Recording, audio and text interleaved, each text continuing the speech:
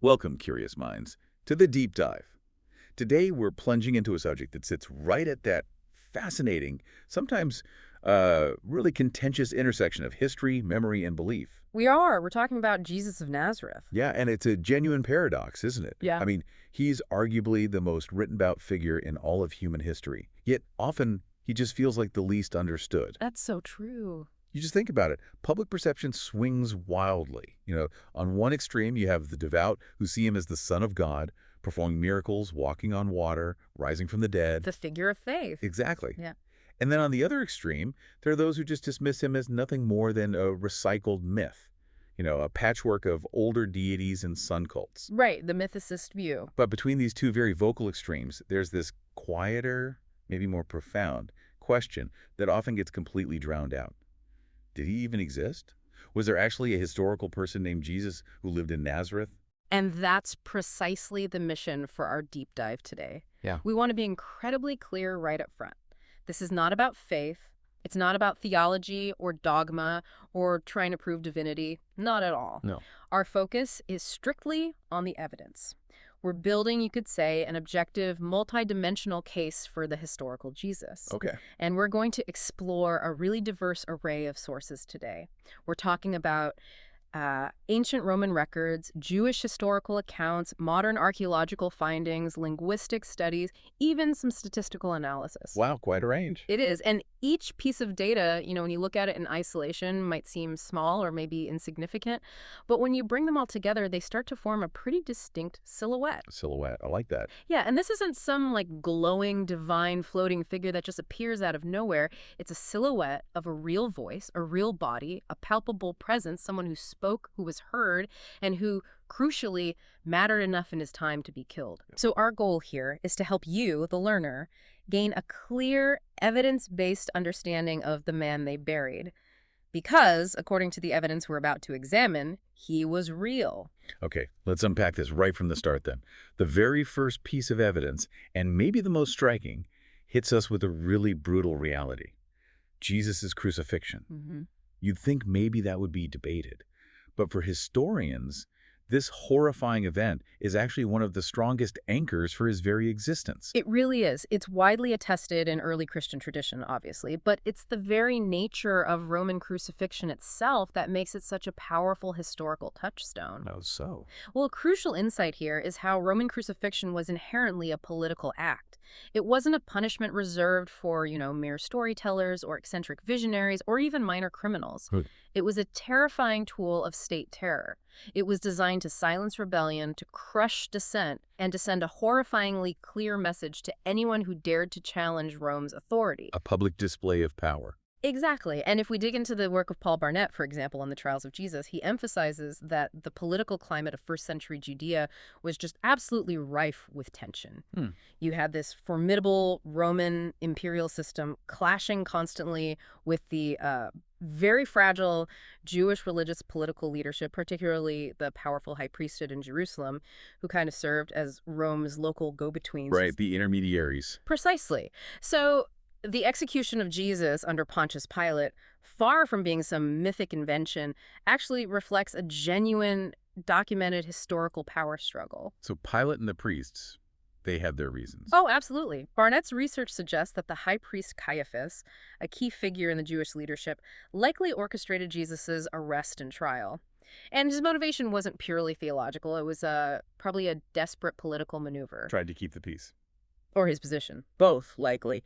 Caiaphas needed to manipulate Pilate, the Roman governor, into perceiving Jesus as a genuine political danger. And Pilate, well, from his own pretty precarious Roman perspective, had every reason to comply. Why precarious? Well, history tells us Pilate was already under intense scrutiny by Rome for various governance failures, things like a massacre of Samaritans, seizing temple funds for an aqueduct project. Oh, right. I remember reading about that. Yeah, and generally for his perceived inability to maintain order in this notoriously volatile province, he just couldn't afford another major incident, especially one that might lead to someone appealing directly to Caesar over his head. Okay, so Caiaphas presents Jesus as a threat, and Pilate, needing to look tough and in control, goes along with it. That's the likely historical narrative that emerges. Jesus wasn't just seen as a theological nuisance by the priestly class. He was a populist threat. I mean, his movement was growing rapidly, attracting the disenfranchised, the poor, the For marginalized. people that temple elite maybe weren't helping. Exactly. And he openly criticized temple corruption, and his pronouncements about the kingdom of God,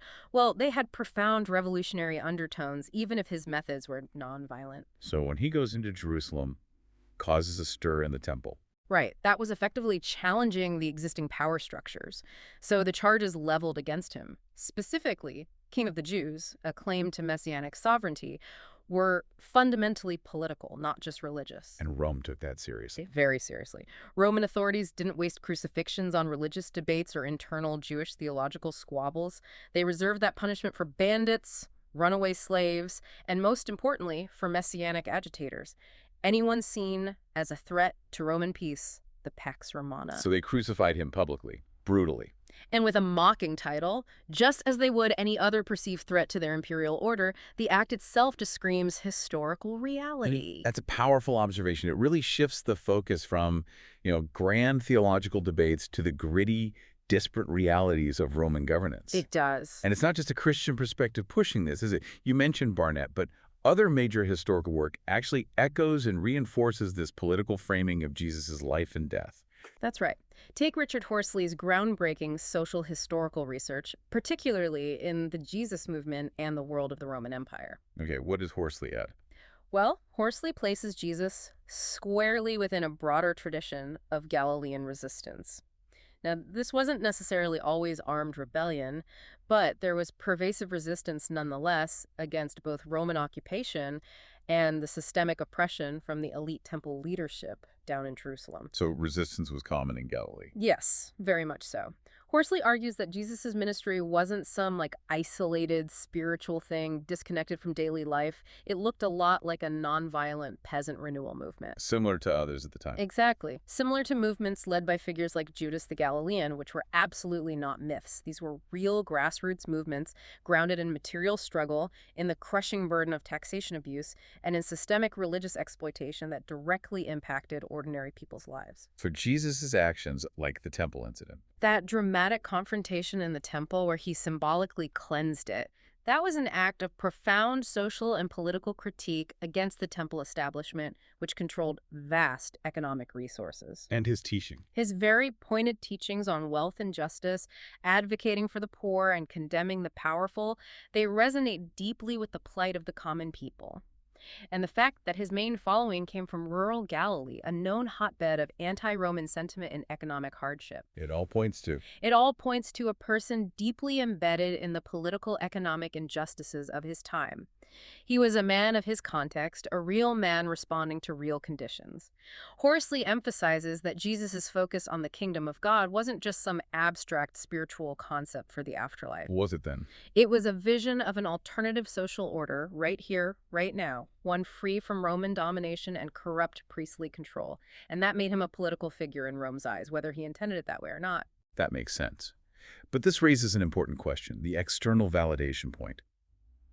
What about sources completely outside of Christian texts? Can they actually corroborate such a specific, politically charged event like a Roman crucifixion of a Jewish leader? And the answer is yes, quite decisively. We have the Roman historian Tacitus, a highly respected and a very meticulous historian writing in the early 2nd century, around 116 CE. Tacitus, Oh. right. Not exactly a fan of Christians. Not at all. He was known for his precise style and, importantly, his disdain for both Christians and Jews.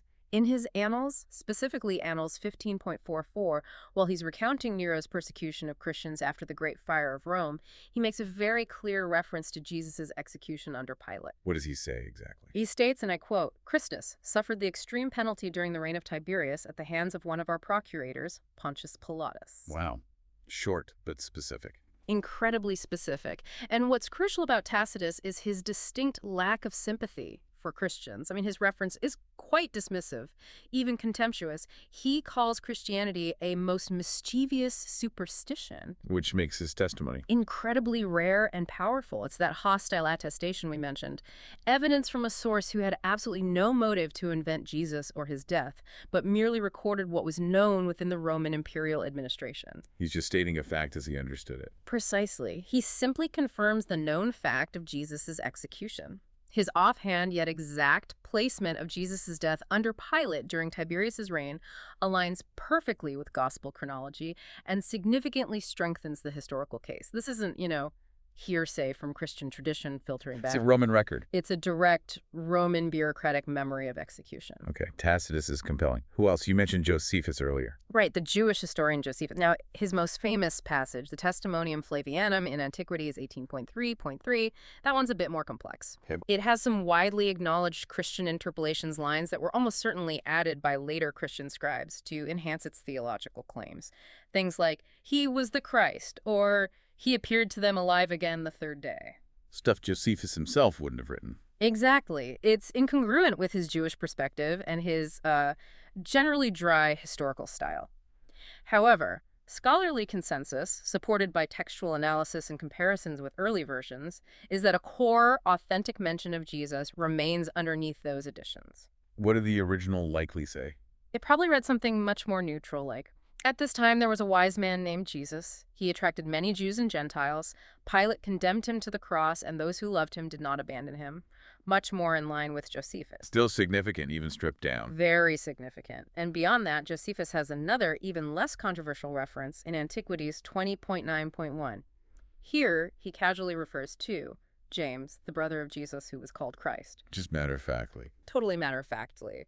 This reference is almost universally accepted as authentic because it's utterly untheological. It's entirely incidental to Josephus's main point, which is about the illegal execution of James. So he just assumes his readers know who Jesus is? Precisely. He assumes Jesus was a known figure whose family was involved in political events decades later. It's not trying to prove anything, it's just stating a relationship as part of the narrative context. Okay, so taking Tacitus and Josephus together. The profound takeaway here for you, the listener, isn't just that Jesus died. It's that his death was a political statement by Rome, a state execution for a perceived threat. Right. Myths don't get crucified. Exactly. Only real disruptive threats to imperial power earn that kind of brutal state-sanctioned exit. To suggest that a fictional or symbolic figure would be crucified by the state, remembered by hostile historians like Tacitus and Josephus, and explicitly associated with real political agents like Pilate and Caiaphas is, well, frankly, it's historically untenable. This doesn't fit the context. It doesn't. Crucifixion was not the fate of legends or myths. It was the brutal punishment for men who mattered. Dangerously so to the imperial order. This isn't just an anchor for his existence, it's a stark revelation of the kind of man he was perceived to be by the most powerful empire of his time. Okay, so having anchored Jesus in that brutal political reality of his crucifixion, let's now try to sift through the earliest echoes of his actual voice. If his death was a political act, what were the words that, maybe propelled him to that fate? For many historians, seeking the man behind the theology, the answer often lies in something maybe less familiar to most people, but deeply influential. The sayings gospel, Q. Q, yes. What's fascinating here is that Q is not a physical book, not a surviving ancient manuscript that you can just go and find in a library somewhere. Right, it's theoretical. It is. It's a theoretical reconstruction. Its existence is widely inferred by scholars based on this near-identical overlap of sayings material found in both Matthew and Luke, but which is conspicuously absent in Mark. And Mark is generally considered the earliest gospel. That's the prevailing view, yes. So Matthew and Luke clearly shared some common source besides Mark. And this common source, this collection of shared sayings, is what we call Q, which is just shorthand for Quell, the German word for source. Okay, so it's sayings, mostly. What's characteristic about them? Well, a crucial characteristic of these shared teachings in Q is that they largely lack narrative context. They don't include miracle stories, and they notably contain no resurrection claims. It's the words. Pretty much just the sayings, often short, memorable pronouncements. And this absence, far from weakening its credibility for historical inquiry, actually strengthens its value. How does lacking things strengthen it? That seems counterintuitive. Well, think of it this way. If theology and narrative drama are often what time and evolving belief add to a story. Okay. Then Q might represent what raw memory preserves. It's like finding an artist's initial sketch before the full color painting, or maybe the earliest recorded interview notes before the polished biography is written. So it gives us a window into what was remembered first. Exactly, at the earliest stage of transmission, before all the later layers were added. It sounds almost too neat, though, doesn't it? This lost gospel that just happens to conveniently remove all the miracles and the resurrection. How confident are scholars that Q isn't just, a handy academic invention to strip away the supernatural? Are there counter-arguments we should know about? That's a fair challenge, absolutely, and it's precisely why methodological rigor is so critical here. Scholars are actually quite confident in Q's existence, primarily due to the sheer statistical improbability of Matthew and Luke independently arriving at such similar phrasing and even order for so many non-Markan passages. The overlap is just too much to be coincidence. Way too much. The two-source hypothesis, which posits Mark and Q as the primary sources for Matthew and Luke, has been the dominant model in synoptic scholarship for over a century because it simply provides the best explanation for the complex textual relationships we see. Okay, so the textual evidence is strong. It is. And someone like William Arnold, in his foundational essay, Judging Q and Saving Jesus, argues that Q serves as one of the most methodologically conservative tools for historical Jesus research. Conservative. How so? Because it's non-narrative, meaning it's not trying to craft a dramatic story or build a specific plot. It seems deeply rooted in oral tradition, which, remember, was the main way information was passed around back then. Right, people remembered sayings. Exactly. Yeah. And Q contains this wide range of aphoristic material, short, pithy, memorable sayings. The style is incredibly consistent with what we'd expect from a wandering Galilean preacher. Easier to remember and pass on than long stories. Much easier. Unlike the later gospel narratives, which often place Jesus' words within very specific, often dramatic scenes, Q preserves these teachings in a kind of raw, standalone form. And Arnold argues this format makes them less likely to be fabricated for theological drama and more likely to be remembered and transmitted by early followers. Because they were easy to recite, like Right. Proverbs. Precisely. So, in this way, Q really might offer one of the closest approximations we have of Jesus' actual voice, his foundational message, before it got fully shaped into a broader theological narrative. Now, are there minor scholarly debates about the exact extent or original wording of Q? Sure. Of course. But the broad consensus on its existence and its value as a key source for the historical Jesus remains remarkably strong. Okay, that clarifies things. Now, this leads to another important question. Can we see any kind of evolution even within Q itself? Yeah. Did it change over time? And the answer, incredibly, is yes. And this internal evolution tells us a lot about how his memory was preserved and developed over time. How do we see that? Well, scholars like Llewellyn Howes, building on the really meticulous work of people like John Kloppenborg, use what's called stratigraphic analysis of Q. Stratigraphic, like layers in rock. Exactly like that. Think of it like geological layers. They don't just see Q as one monolithic block of text, but as distinct layers, often labeled Q, Q, Q, and Q, each revealing how the earliest, most foundational sayings were gradually built upon. It reflects an evolving memory. So it's like an archaeological dig into the text itself. That's a great way to put it. It's like an excavation into ancient thought, revealing the progression of traditions. Howes details that the earliest layer, Q, is dominated by things like ethical instruction, social criticism, and simple wisdom themes. Similar to other Jewish teachers. Very much so. It echoes the tone of respected Jewish teachers like Hillel, or maybe the early Hebrew prophets.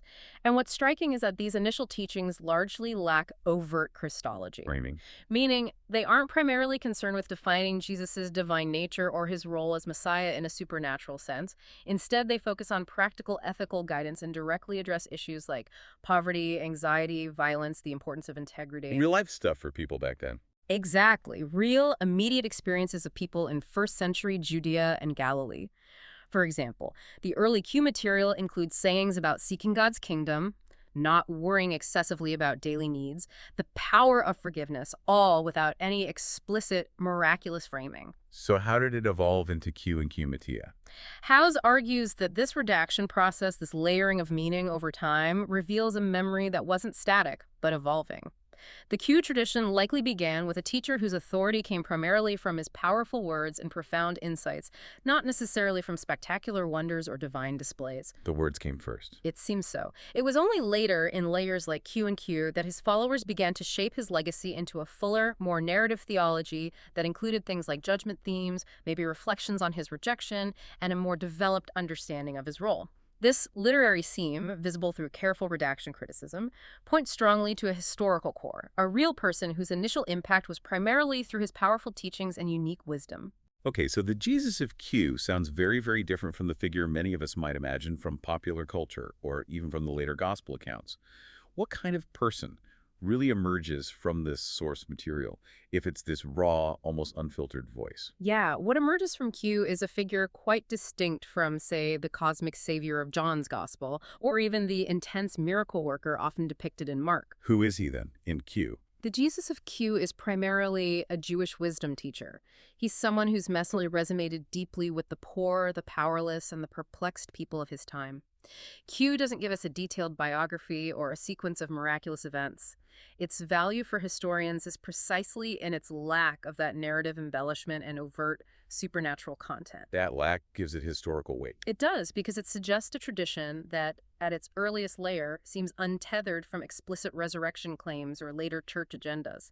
It reflects what was remembered before those interpretations became dominant. Can you give some specific examples of Q teachings? Sure, we find these really challenging pronouncements like, "Blessed are the poor, for yours is the kingdom of God," Q 6.0. That's a radical reordering of social status. Definitely. Or "Love your enemies, do good to those who hate you," Q 6.27. I mean, that's a revolutionary ethical demand in any context. Still is. Absolutely. We see warnings against hypocrisy, calls for radical trust in God's provision, a strong emphasis on social justice. These are not abstract theological statements. They're deeply practical, ethical instructions. Rooted in real life. Completely consistent with the concerns of Galilean present life and the rich tradition of oral Jewish wisdom. They form these clear contours of a real voice, a challenging, compassionate voice echoing across time. The historical weight of Q really lies in this raw, unadorned transmission of core teachings, providing an unparalleled glimpse into what he actually said and how his earliest followers remembered his fundamental message. Okay, so if Q represents the raw material, these foundational words, then how do the more familiar canonical Gospels, Matthew, Mark, Luke, and John, fit into this picture? Were they just, I don't know, making things up as they went along, or was there a more complex process involved? That's a really important question. The Gospels, Matthew, Mark, Luke, and John, they are indeed complex documents. Unlike, say, modern historical records or journalistic accounts, they aren't just recounting facts objectively. But they're not pure fiction either. No, definitely not pure myth or fiction. Instead, the synoptic Gospels, that's Matthew, Mark, and Luke, which share a lot of common material so they can be seen together, synoptic, and the very distinct Gospel of John are better understood as layered documents. Layered with what? With memories shaped by belief, shaped by years of oral transmission, and shaped by very specific theological framing for particular communities they were writing for. Okay. So, to approach the historical Jesus within them, scholars use a method called redaction criticism. Redaction criticism, what's that? It basically means analyzing how the gospel writers themselves, the redactors or editors, shaped, edited, and organized their earlier sources, like Mark and Q, to tell their specific story. So looking for their editorial choice. Exactly. And in doing so, we can trace the evolution of the Jesus tradition. It's through this lens that the figure of the historical Jesus becomes visible, often lying just beneath the layers of theological overlay. Can you give an example of a scholar who talks about this? Sure. Craig Blomberg, for instance, offers a crucial methodological insight. Now, he writes from an evangelical perspective, but his point resonates broadly across the scholarly spectrum. He argues the Gospels do preserve real historical content, but that content has been filtered through interpretive hands. The theological aims of the Gospel writers didn't just erase memory, they shaped it, they focused it. They weren't fabricating a person, they were interpreting a real one for their specific audience. So even John's Gospel, which seems very different. Right. Blomberg even argues that the Gospel of John, which for a long time was largely dismissed by many critical historians as too symbolic to be historically useful, well, it may actually contain authentic remembrances encoded within theological poetry, as he puts it. Encoded how? Think about scenes like Jesus' dialogues with Pilate, or his presence at specific Jewish festivals like Passover and Sukkot. These moments often reflect a deep, almost intimate knowledge of Judean customs and temple geography that are remarkably consistent with a first-century Jewish context. Details that seem authentic. Yes. So when read carefully, even John can be a source of historical memory, maybe not always in its explicit theological claims, but in what it preserves about the setting, the speech patterns, and even the public perception of Jesus at the time. Okay, so they're more like theological memoirs than purely objective documentaries. They're telling a story with a purpose, filtering the facts. That's a good way to think of it. Theological memoir. But what's the actual evidence for this filtering or shaping process you mentioned? How do we actually see the editorial hand at work in the texts? Well, the most direct evidence for this editorial shaping comes from comparing the synoptic gospels side by side, Matthew, Mark, and Luke. They share a great deal of material, right, which scholars explain through common sources like Mark and Q. The two-source hypothesis is again. Exactly. But they also have really distinct differences in how they present Jesus and his message. Take Mark, for instance, widely considered the earliest gospel, probably written around 70 CE. What's Mark's Jesus like? Mark often portrays Jesus as this misunderstood, secretive, almost suffering figure. He's sometimes called the reluctant Messiah because he keeps telling people not to reveal his identity. He's constantly on the move, facing opposition, and often a lack of understanding even from his own closest disciples. It's quite a raw portrayal. Okay, so that's Mark. How do Matthew and Luke change that? Well, if you look at the later Gospels, Matthew and Luke, you can see how they subtly soften or adapt this image to fit their own theological aims and address their specific communities. For example? Matthew, writing for a largely Jewish Christian audience, adds passages that really highlight Jesus as fulfilling Old Testament prophecy. He emphasizes Jesus' Jewish messianic credentials and portrays him almost as a new Moses, a great teacher and lawgiver, delivering sermons on mountains. And Luke? Luke, on the other hand, written perhaps for a more Gentile audience, stresses Jesus' innocence, his deep social compassion, especially for the marginalized women, the poor Samaritans, and his universal appeal. He presents a more serene, confident Jesus. So these differences don't mean they just made things up? Not necessarily. Historians see these differences not as suggesting outright fabrication, but rather reflecting an evolving interpretation of a real person's meaning to different communities. This process is actually quite normal for any influential historical figure. Think about how figures like, say, Lincoln or Martin Luther King Jr. are remembered and interpreted differently by various groups over time. Their story gets shaped. Exactly. It's told, retold, shaped by subsequent generations, and eventually, often, sanctified. It's just how collective memory works. The core events might remain, but their significance and interpretation evolve. Okay, that makes sense. Now, you said something really interesting earlier about how the writer's discomfort with certain details might actually add credibility. Ah, yes, that's fascinating. What's truly revealing here is how the gospel writer's apparent discomfort with certain historical details actually lends credibility to the earliest versions of the story. A prime example of this editorial evolution is the baptism of Jesus by John the Baptist. Why was that uncomfortable? Well, think about it from a theological perspective, especially as early Christian doctrine about Jesus' sinlessness developed. It creates a real tension. Why would a sinless Messiah need to submit to a ritual of repentance, which John's baptism clearly was, typically for sinners seeking forgiveness? Yeah, that is awkward. How do the Gospels handle it? You can see the evolution clearly. In Mark's Gospel, the earliest account, Jesus is simply baptized by John without any comment or explanation. It just happens, boom. Okay. By the time we get to Matthew, written later, we see the theological discomfort starting to surface. John the Baptist actually protests. He says he is unworthy to baptize Jesus, and Jesus has to explicitly tell him, "Let it be so now, for thus it is fitting for us to fulfill all righteousness." Matthew adds an explanation to smooth it over. Trying to resolve the tension. Exactly. Then in Luke, the baptism is mentioned, but it's not directly narrated. It's almost an aside, and the focus shifts immediately to the dove and the heavenly voice, downplaying the actual baptism event itself. And John's Gospel. By the time we get to John, the latest gospel, the baptism of Jesus isn't described at all. It's only referred to or implied through John the Baptist's testimony about seeing the Spirit descend on Jesus. The potentially embarrassing act itself is completely omitted from the narrative. Wow. So that progression. This trajectory of theological discomfort over time is precisely what lends credibility to the earliest version in Mark.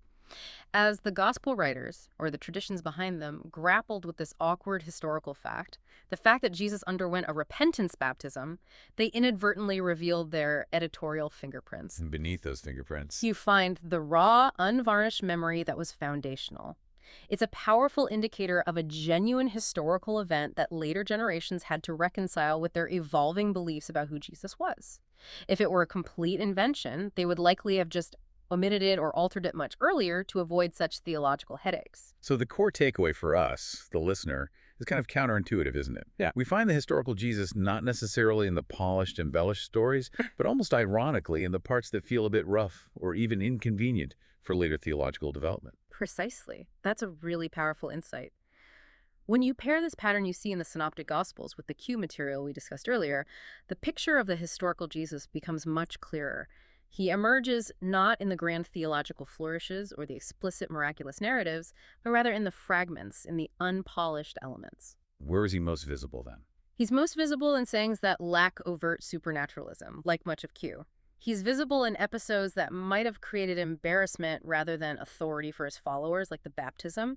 And he's visible in the continuity of social themes that speak more directly to the harsh realities of Roman-occupied Galilee than to, say, developed post-resurrection theology.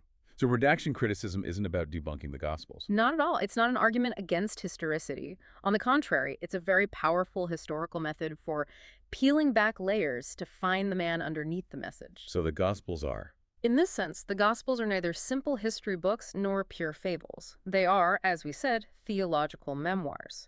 And like all memoirs, they contain fact filtered through memory, memory shaped by meaning, and that meaning then stretched and interpreted over time. But through careful critical analysis, the memory of Jesus remains remarkably persistent, complex, and profoundly human. They aren't just inventing a character. They are clearly wrestling with the profound impact of a real person. Okay, we've analyzed texts, we've looked at how memories are shaped and transmitted, but how do we anchor those words and memories in the actual physical world? What does the very soil, the ancient bones in Palestine, tell us about Jesus' reality? The material evidence. A crucial insight here is how archaeology, and specifically bioarchaeology, bring the world of Jesus into sharper, sometimes grittier focus. Grittier how? Well, the gospel narratives describe a setting rife with sickness, deep poverty, an oppressive religious hierarchy, and pervasive imperial violence. Now, far from being just abstract symbolic backdrops, these descriptions align almost perfectly with the material evidence that has been unearthed in first-century Palestine. The archaeology matches the stories. It really does. Recent advances in bioarchaeology, the study of human remains in archaeological contexts, combined with traditional archaeological methods, reveal a world of widespread hunger, stark inequality, and constant disease. In this specific, undeniable context, a figure like Jesus is not just plausible, but almost historically necessary. Necessary how? Well, consider the bioarchaeological work of Rosemary Margaret Luff, whose findings have been reviewed in places like the Journal of Theological Studies. Her work, based on extensive analysis of skeletal remains, health markers, and burial patterns from sites across Galilee and Judea. What does it show? It confirms a landscape profoundly marked by disease, trauma, and exploitation. We're talking about widespread evidence of debilitating conditions like leprosy, tuberculosis, malaria, chronic malnutrition. Life expectancy was brutally short, infant mortality was incredibly high, and physical hardship was just the norm for most people. A really tough existence. Incredibly tough. And in such a desperate context, Jesus' reputation as a healer gains an incredibly grounded, urgent realism. So not necessarily supernatural miracles, but Luff isn't claiming supernatural miracles occurred. That's beyond the scope of archaeology. Rather, she suggests that Jesus may have used known remedies, the profound power of ritual touch, and the potent psychological effect of the placebo effect, all of which are historically attested healing practices in many cultures. and people would have seen that as In such desperate communities, these actions would have been perceived, quite understandably, as divine intervention. In that world, healing wasn't some sideshow spectacle. It was fundamentally about survival. His impact as a healer is utterly consistent with the grim reality of the physical landscape revealed by the bones. that brings a very human, almost tangible dimension to his work. It shifts the focus from grand spectacle to desperate need. It really does. But then, if we're talking about tangible evidence, what about the most brutal, indelible mark he left, according to the texts? Does the ground, the archaeology itself, tell us anything about his crucifixion beyond what the texts say?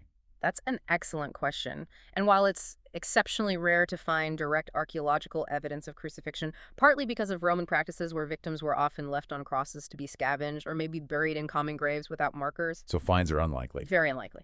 But we do have one incredibly striking indirect confirmation. In 1968, during an excavation in Jerusalem, archaeologists discovered an ossuary that's a bone box used for secondary burial. And it contained the heel bone of a crucified man named Yohanan. And what was stunning was that a bent iron nail, nearly 7 inches long, was still embedded right through the bone. Still there after all that time. Still there. It was twisted by the impact, indicating the brutal reality of the punishment and the precise method used to secure the feet to the cross. Wow, physical proof of that specific practice. Exactly. And Luff connects this rare but undeniably striking find to broader burial practices and other trauma indicators seen in ancient skeletal remains from the period. It reinforces that crucifixion was a real, practiced form of execution, and its brutal impact was known and remembered in the region. So it backs up the gospel accounts. These findings don't substantiate every theological detail of the gospel accounts, of course, but they absolutely solidify the plausibility of the method, the material, and the place of Jesus' crucifixion. It moves crucifixion from being just a theological concept in a text to a physically attested, horrific reality of Roman rule in Judea. Okay, and if we connect this back to the bigger picture you were painting earlier. Right. Archaeology also paints a vivid and compelling picture of the socio-political pressures that undoubtedly fueled Jesus' movement. Let's revisit Richard Horsley's research here from the Jesus movement and the world of the Roman Empire. The Galilean resistance context. Exactly. He describes Galilee, Jesus' home region, not as some idyllic countryside, but as an area of intense imperial extraction and elite priestly collaboration. Meaning Rome and the temple elite were working together. Often, yes, to exploit the region. This meant Roman authorities, often in league with the wealthy Jewish priestly class centered down in Jerusalem, were effectively draining resources from the land through oppressive taxation and sometimes forced labor. What did that look like on the ground? We see evidence of widespread land consolidation, where small family farms were swallowed up by larger estates. There was punitive taxation that left peasants destitute. And there was rapid urban development in places like Sepphoris, just a few miles from Nazareth, and Tiberias on the Sea of Galilee. And this caused problems. It severely displaced rural families, creating immense economic hardship and simmering social unrest. It was into this exact environment that itinerant teachers and social reformers like Jesus entered, Offering an alternative. offering something different. They spoke in parables that resonated deeply with the plight of the common farmer or laborer.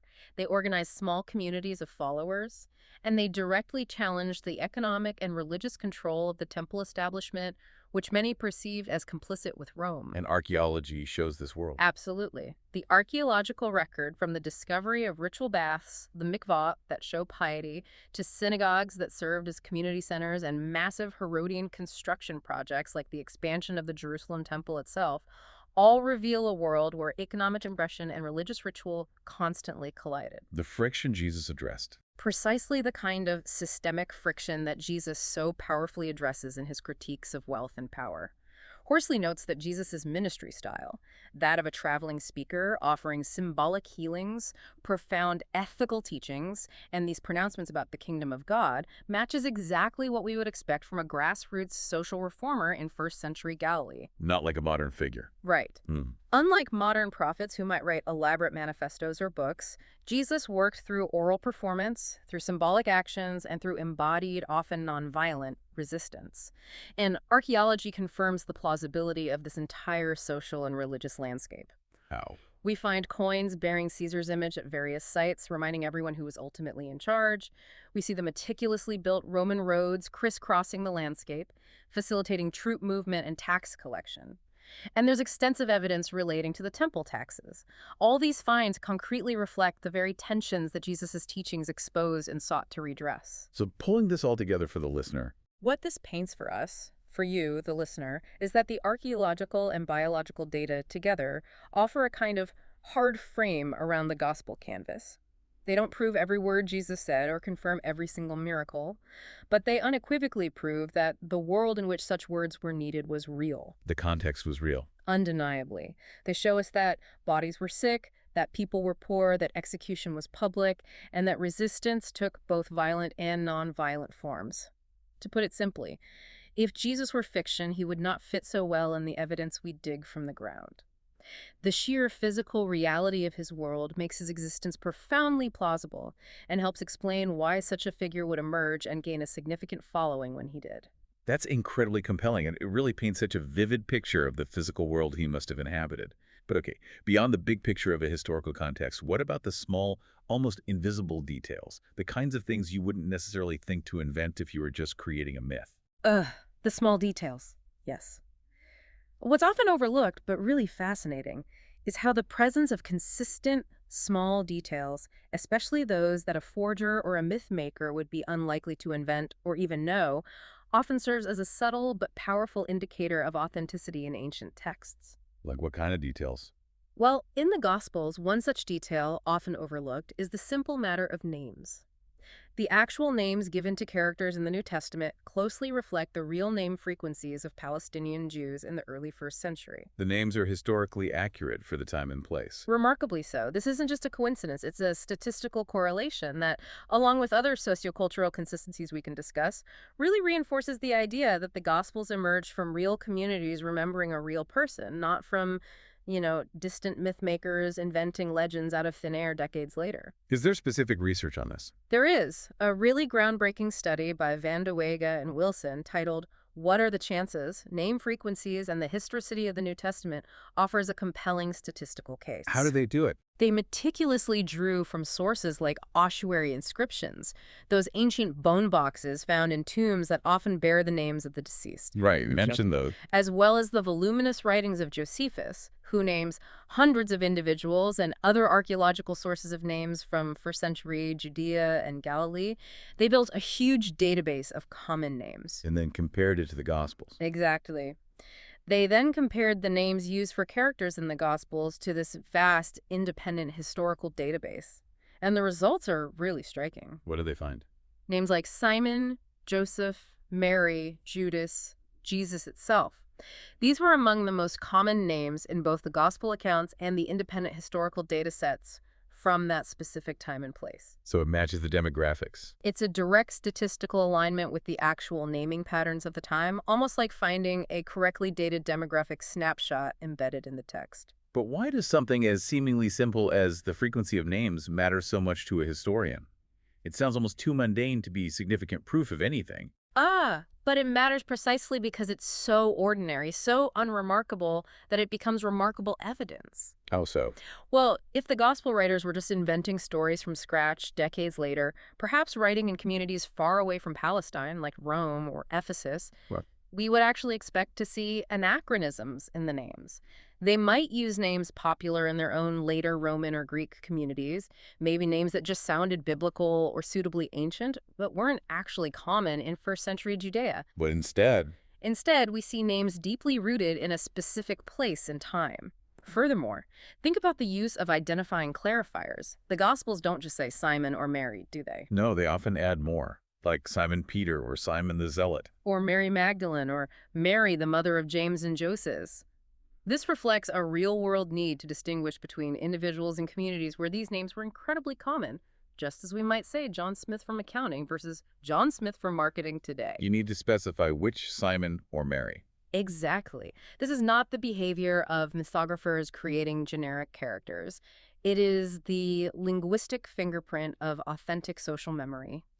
It indicates a genuine need for clarification within the stories themselves, because these were likely real people or based on real people that their original audience would have known or known about. That's a subtle but powerful point. Okay, so beyond names, does this cultural accuracy extend to other details in the Gospels? Do other cultural aspects line up with what we know of 1st century Jewish life? And the answer there is a resounding yes. This contributes to a really rich tapestry of historical plausibility. The Gospels consistently reflect practices and institutions that are authentically rooted in first century Jewish life, not later developments or imagined ones. Can you give some examples? Sure. For instance, they mention the payment of the temple tax. Remember that story in Mark 12 where they try to trap Jesus with the coin? Yeah. Or the very specific roles of scribes and Pharisees in communal judgment and interpretation of the law, as detailed polemically in Matthew 23. Also, the strict ritual purity laws, which were so central to daily Jewish life, are discussed, for example, in Mark 7 regarding washing hands. And even the intense debates about proper Sabbath observance found in places like Luke 13 are accurately portrayed, reflecting actual legal and theological discussions of the era known from other sources. So these aren't just random details thrown in. Not at all. All these specific details, small as they may seem individually, directly correspond to what we know from contemporaneous Jewish texts, like the Mishnah, which records later rabbinic traditions reflecting this period, and archaeological evidence, like the mikvah, the ritual baths. They form this robust cultural coherence that is incredibly difficult to fake convincingly if you weren't intimately familiar with that world. The details fit the time and place. Exactly. They don't appear haphazardly or out of place. They are woven deeply into the fabric of the narratives, indicating an intimate knowledge of Jewish society under Roman rule, whether directly by the authors themselves or, more likely, through the oral traditions they inherited which preserve that cultural memory. So the whole social fabric then, the way society operated, the nuances of daily life described in the Gospels seems to fit the historical record pretty well. It's not just a few isolated details, but the entire cultural backdrop. Exactly. The social structure depicted in the Gospels matches precisely what sociologists and historians expect from the region during that period. We see strong honor-shame dynamics, for example, which dictated social interaction and reputation. Being publicly shamed was a huge deal. Right. There are clear examples of patronage systems where powerful individuals provided support or protection in exchange for loyalty and subservience from their clients. And we see very tightly knit household-based networks of influence that form the core of social organization. Family and village ties were paramount. And Jesus' teachings reflect this. Absolutely. His parables, which are so central to his teaching style, often speak directly to these realities. He uses familiar images of day laborers waiting to be hired, landowners dealing with tenants, bridesmaids waiting for a groom, beggars at the gate, all figures and situations immediately recognizable to his audience because they were drawn directly from their everyday lives and social structures. Making the parables relevant and powerful. Exactly. And this overall sociolinguistic harmony, the way the language, the social customs, the economic realities all fit together, is truly difficult to fake convincingly over entire narratives. It strongly suggests that the gospel writers, or more accurately their sources, had access to oral memories deeply grounded in real social experience in first century Palestine. You wouldn't just invent such nuanced cultural consistency if you were writing a myth somewhere else later on. It would be extraordinarily difficult, bordering on impossible, without deep first-hand knowledge or incredibly well-preserved source material. So what does this ultimately tell us, the listener? How does this statistical and sociocultural data help? Well, it tells us that this data offers something no miracle claim can: ordinary accuracy. And it is precisely the ordinariness of these elements, the common names, the everyday customs, the familiar social tensions, that makes them so persuasive to historians. The mundane becomes evidence. In a way, yes. When the environment of a story matches the environment of history, when the names, the customs, the disputes, and even the very speech rhythms line up with known real-world patterns, we are almost certainly not looking at pure fantasy. We are, in fact, listening to echoes of a very real past, the faint but undeniable imprint of a society where a figure like Jesus of Nazareth would not only have been plausible, but would have resonated deeply with the lived experience of its people. Okay, we've built a really strong case from within the Christian tradition itself, looking at Q in the Gospels, and we've anchored it in the physical world through archaeology and these demographic and cultural details. But now let's step completely outside of Christian circles. What do non-Christian sources actually say about Jesus? This feels like, the ultimate test of independent verification. It really is a crucial piece of the puzzle, And the significant point here is that one of the most compelling aspects of Jesus' historical footprint is precisely that his existence is not confined just to Christian texts. Others mention them too. Yes. While the Gospels and the letters of Paul obviously form the bulk of what we know about his life and teachings, several early non-Christian sources, written by Roman and Jewish historians who are either hostile or, at best, pretty indifferent to Christianity, do mention Jesus and his followers. And even though they might be brief. Exactly. Though these attestations are often brief, sometimes just a sentence or two, they serve as absolutely crucial independent confirmations. They confirm that Jesus of Nazareth was known as a real figure, that he was crucified, and that his movement persisted and spread after his death. This is that vital external attestation historians look for. Okay, so who are these external witnesses, these non-Christian voices? And what specifically do they tell us that corroborates the basic story? All right, well, we can start again with Tacitus, the great Roman historian we mentioned earlier, writing around 116 CE. The one who disliked Christian. Right. Renowned for his precise style, his commitment to historical accuracy as he saw it, and, yes, his clear disdain for both Christians and Jews. In his Annals, 15.44, remember, while recounting Nero's persecution of Christians after the Great Fire of Rome in 64 CE, He mentions Christ. he states very clearly, Christus, from whom the name Christian had its origins, suffered the extreme penalty during the reign of Tiberius at the hands of one of our procurators, Pontius Pilatus. Okay, we covered why that's important hostile witness, specific details. Exactly. Tacitus had absolutely no motive to fabricate this. His offhand yet exact placement of Jesus' death under Pilate during Tiberius's reign aligns perfectly with gospel chronology. It's not Christian tradition filtering back. It's a Roman bureaucratic memory of execution, recorded by an elite Roman who despised the group but acknowledged its founder's execution. Gold standard hostile attestation. Okay, Tacitus is strong. Who else? Then we have Pliny the Younger. He was the Roman governor of Bithynia Pontus, which is in modern-day Turkey. Around 112 CE, he wrote a letter directly to the Emperor Trajan. Asking for advice. Yes, seeking guidance on how to deal with the rapidly growing Christian population in his province, which was causing some social disruption. In this letter, letters 10.9697, he describes their rituals based on interrogations, noting, they were accustomed to meet on a fixed day before dawn and sing responsively a hymn to Christ as to a god. So he confirms they worshipped Christ. He confirms the worship of Christ as if to a god by the early 2nd century, and that it was widespread enough to be a problem for a Roman governor far from Judea. Now, this passage doesn't give biographical details about Jesus himself, but it powerfully confirms the rapid spread and nature of the movement. A movement needs a founder. Precisely. A widespread cult worshiping a specific figure as divine doesn't just emerge from thin air. It strongly points to a compelling originating figure whose influence quickly spread. It shows Christians were worshiping Christ, not just admiring a philosopher or vaguely remembering a myth. Okay. Any others? Yes. There's Lucian of Samosata. He was a Greek satirist writing in the 2nd century. He wasn't a historian, but a writer known for his sharp wit and mockery. What do you say? In his work, The Passing of Peregrinus, he mockingly refers to Jesus as the man who was crucified in Palestine because he introduced this new cult into the world. He also calls Christians naive for worshiping this crucified sophist. So, again, derogatory but confirms the basics. Exactly. Although clearly derogatory and satirical, Lucian is ridiculing Christians for their devotion to this executed figure. His lines nonetheless demonstrate that Jesus was known outside of Christian circles as a real person whose death by crucifixion was directly linked to a disruptive new religious movement. Lucian isn't questioning if Jesus existed. He's deriding him and his followers, which only makes sense if he was a recognized historical figure whose execution was common knowledge. Makes sense. Okay, and finally back to Josephus. You mentioned the interpolations, but also an authentic core. Right. Josephus, the Jewish historian writing in the late 1st century, is the most debated non-Christian source, but still highly significant.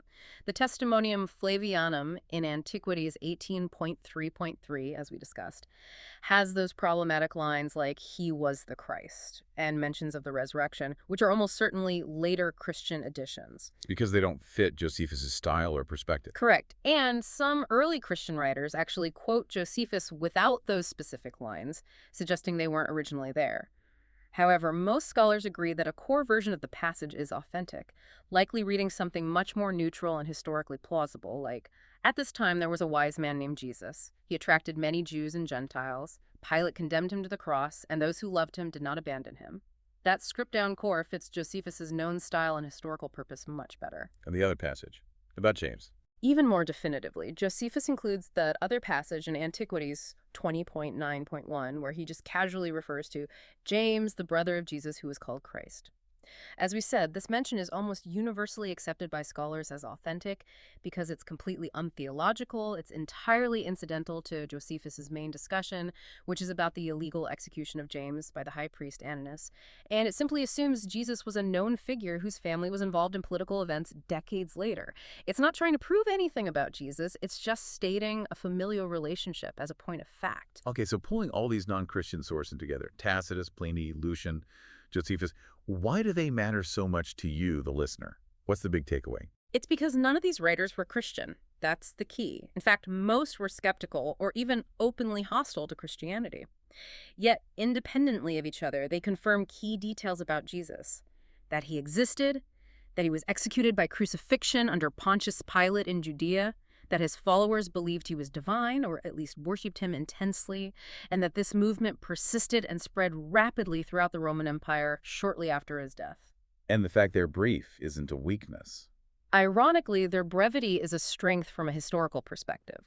They have no apologetic motive. They aren't trying to defend or prove Christian claims. They're simply reporting what was known or relevant to their own narratives, sometimes dismissively. This hostile attestation, as we keep calling it, evidence from sources who would actively not benefit from affirming the subject's existence, makes their testimony particularly compelling. They wouldn't make him up just to knock him down. Precisely. Their convergence with the basic facts found in Christian texts, the execution under Pilate, the leadership role, the devoted following, makes the mythical Jesus hypothesis extraordinarily difficult, if not virtually impossible, to sustain based on the available evidence.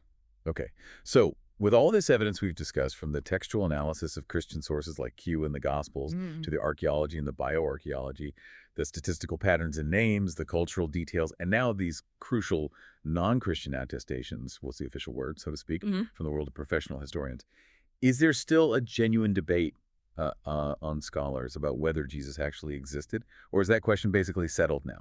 That's a really vital question to clarify because, as you hinted, popular discourse online and in some books can be very misleading on this point. Yeah, you see stuff claiming he was a told myth all the time. You do. But the reality is that while those forums and certain popular books might suggest a lively, ongoing debate about Jesus' very existence, the idea that Jesus was purely a mythological invention has been overwhelmingly rejected by professional historians across the board. So, in academia. In the realm of serious credentialed scholarship, we're talking in university departments of ancient history, New Testament studies, Jewish studies, classical studies, the existence of a historical Jesus is considered one of the most secure starting points. It's foundational. The academic debate is not if Jesus existed. Who is it then? It's about what kind of person he was and how accurately his life and teachings have been remembered.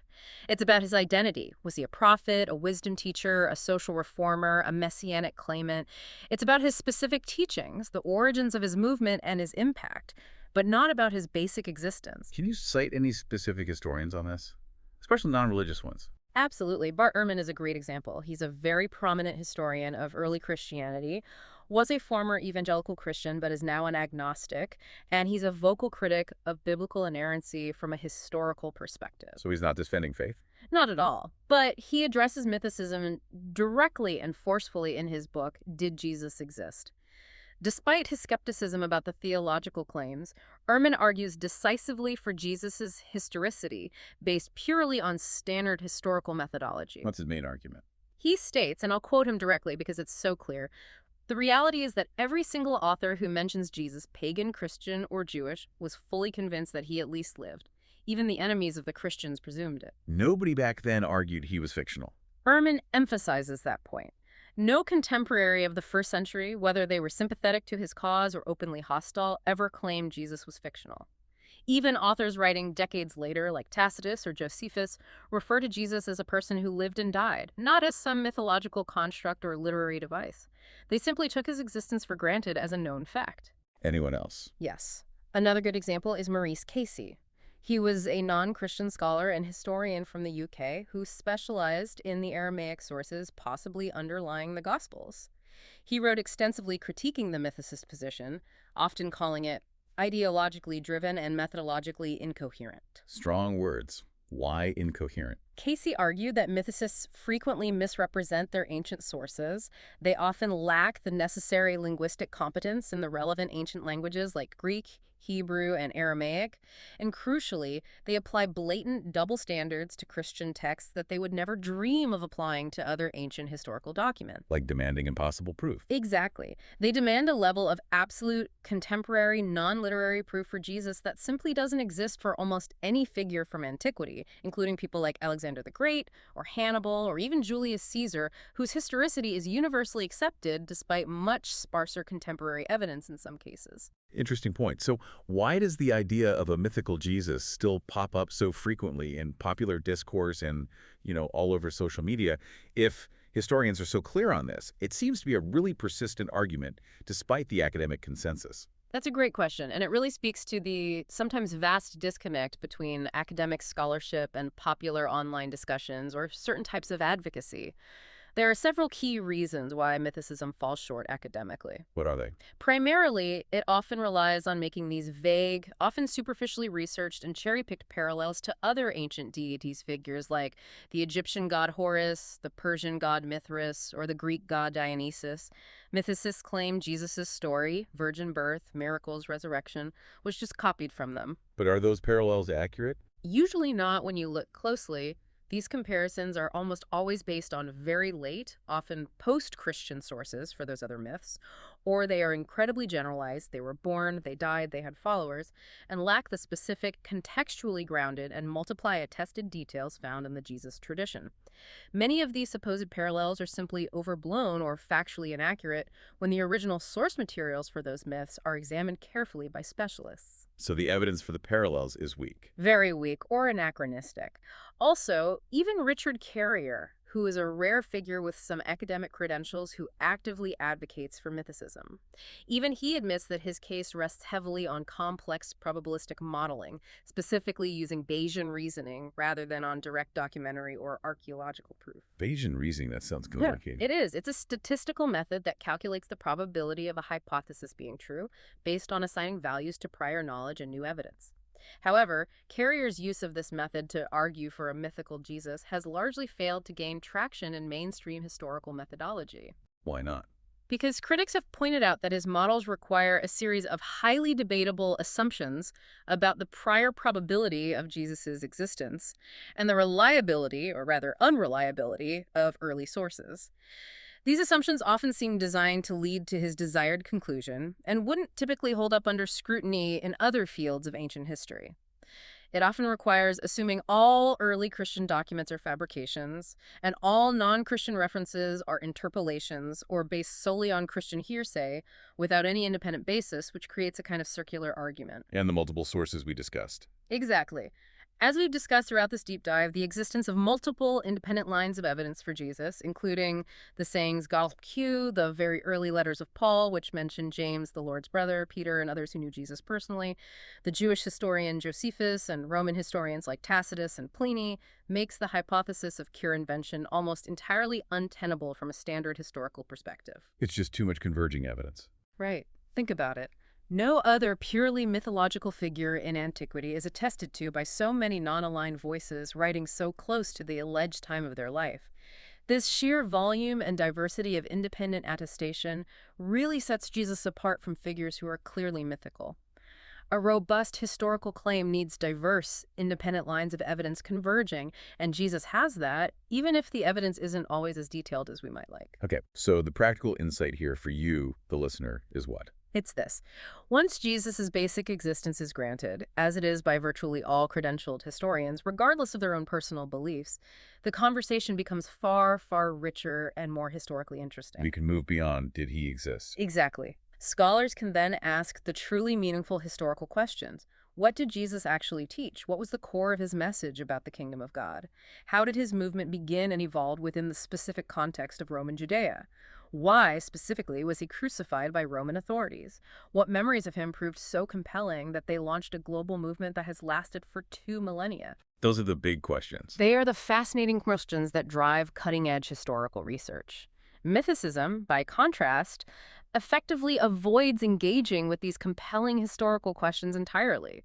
It doesn't really investigate history. It tends to replace it with suspicion and often an a priori refusal to engage seriously with the evidence we actually have.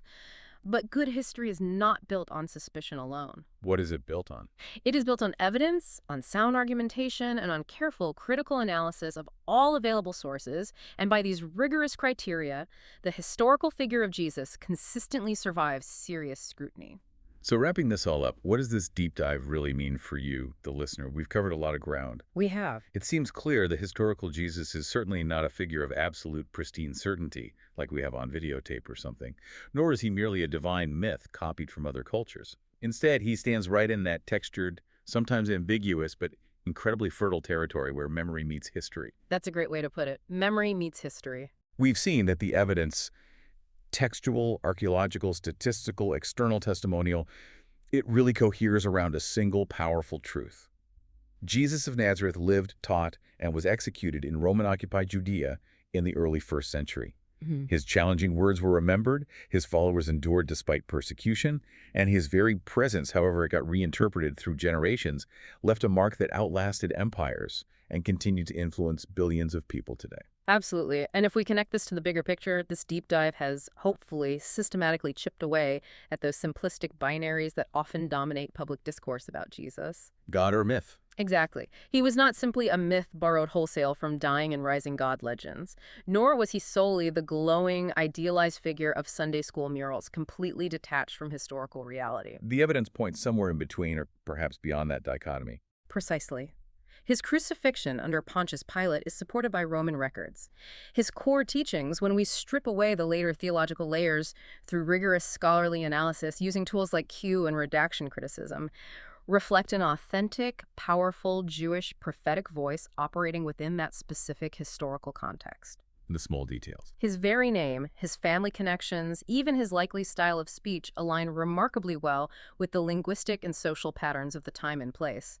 And his followers, far from inventing a god completely from nothing, demonstrably remembered a specific man who profoundly unsettled their world and radically changed their lives. The evidence is robust, it's multifaceted, and it points consistently to a real person. You know, what makes Jesus so uniquely compelling as a historical figure, perhaps, isn't ultimately that he walked on water or that he rose from the grave. Right. For the historian, what's compelling is that so many different people remembered him.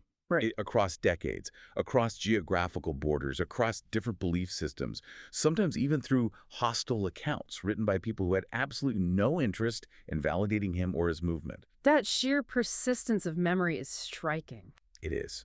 And that friction we talked about between what was remembered and what that memory meant to different people at different times, that's not a weakness of the historical record. In fact, you could argue it's very human signature. How so? Because historical figures are rarely preserved in perfection, in pristine, unblemished detail like a photograph. They survive in fragments, in echoes, in the way their stories are told and re-understood through the lens of subsequent generations. Memory shapes history. And in the case of Jesus, those fragments scattered across hostile Roman sources, layered within redacted sayings in the Gospels, and found hinted at in the very archaeological dust of ancient Palestine, they form a silhouette that is just too consistent, too stubborn, and frankly too human to simply ignore. It's hard to dismiss that convergence. To deny that silhouette entirely, based on the evidence we have, is arguably not healthy skepticism. It is, in a very real sense, a refusal to look carefully at the evidence itself. The task of the historian, after all, is never to reconstruct faith, or to prove or disprove a religious claim. It's simply to follow where the evidence leads. And where the evidence leads, the responsible historian must go. Regardless of personal belief. Exactly.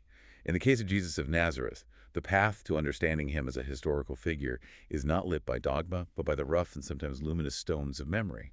The undeniable reality of a crucified teacher, the enduring power of a spoken word that launched a movement, and that movement itself, which was begun not in imperial power or triumph, but arguably in pain, controversy, and profound human experience. A compelling conclusion. Jesus was not invented.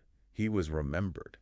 And in that remembering, however complex and layered it became, history truly begins.